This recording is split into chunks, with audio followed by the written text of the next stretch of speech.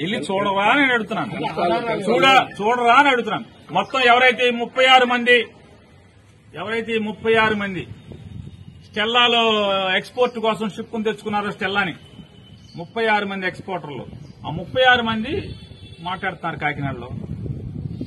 ఏమంటే మేము చిన్న వాళ్ళమండి, మా దగ్గరికి వచ్చి 35,000కి 3,000 ఎక్కిచ్చింది అక్కడ, మాది అదని ఇదని మా దాని గురించి మాట్లాడుతున్నారు. అసలు 42,000 షిప్ మొత్తం ఒకటే తీసుకెళ్తున్నాడు వాళ్ళ ఇయ్యంకుడు, ఆర్థిక శాఖ మంత్రి ఇయ్యంకుడు.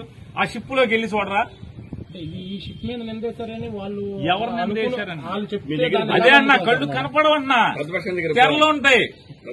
ప్రతిపక్షం ఏంటే ఇప్పుడు నాకు ఎవడో సమాచారం చెప్తే మీ 2 పేపర్లో ఒక పేపర్ విలేకరి, మీ 10 ఛానల్లో 2 విలేకరులు నాకు చెప్పారు. కాకినాడ అంతా ఇట్లా వాళ్ళందరూ 36 మంది ఎక్స్పోర్టర్స్ ఎవరైతే షిప్ తెచ్చుకున్నారో స్టెల్లా అని వాళ్ళు మాట్లాడుతున్నారండి. ఆ షిప్ ఎందుకు చెక్ చేయరు, దాంట్లో కూడా ఉన్నాయి కదా అని చెప్పి అన్నారు. అది కనపడదా వినపడదా అని అడుగుతున్నాను. నేను మాట్లాడేదే కంప్లైంట్ గా తీసుకోండి అంటున్నాను. అరే నేను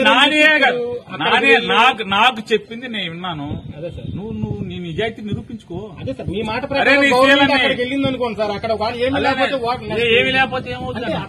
ఏమి లేకపోతే ఏమవుద్ది అలాగే ఏమీ లేకపోతే ఏమవుద్ది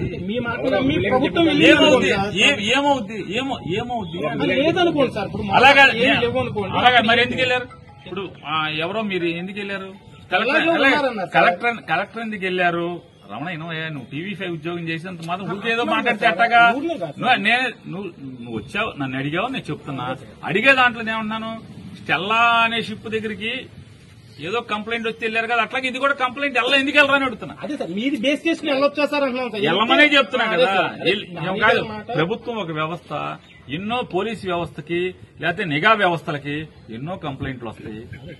వెళ్ళి చెక్ చేయరా అన్నా. అదే సార్, మీ బేస్ చేసుకుని వెళ్ళొచ్చా సార్ అంటున్నాం. రేపొద్దున మళ్ళీ వాళ్ళు ఎవరో చెప్పారు నాదేనా అని అంటే ఎవరో విలేకరులు చెప్పారు.